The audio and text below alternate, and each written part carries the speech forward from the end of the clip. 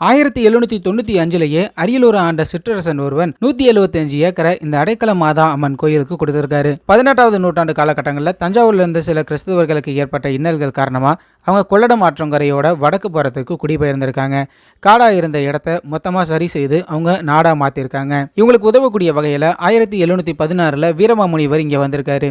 இவங்க வழிபடுவதற்காக மேரி மாதாவுக்கு ஒரு தேவாலயத்தையும் சிறியதாக கட்டியிருந்திருக்காங்க. தஞ்சம்னு வந்தவங்களுக்கு அன்னை போல அடைக்கலம் கொடுத்ததுனால இங்க இருக்கக்கூடிய அன்னைய அடைக்கல அன்னை அப்படின்னு குறிப்பிடுறாங்க. அந்த சமயம் அரியலூர் ஆண்டுட்டு இருந்த சிற்றரசன் அரங்கப்ப மலவராயருக்கு முதுகு பிளவை அப்படிங்கிற ஒரு நோயானது இருந்திருக்கு. 7 வருஷமா இதனால கஷ்டப்பட்டு வந்திருக்காரு. பல இடங்களுக்கு போய் மருத்துவம் பார்த்தும் பிரயோஜனம் இல்லை. அப்படிங்கிறப்ப வீரமாமுனிவர்ட்ட இந்த துன்பத்தை பத்தி சொல்லும் பொழுது அவர் அடைக்கல மாதா அன்னையோட அருளால அங்க இருக்கக்கூடிய புனித தீர்த்தத்திலிருந்து சேரையும் தண்ணியும் எடுத்து பூசியதால இவருக்கு அது குணமாயிடுச்சு அப்படின்னு சொல்றாங்க.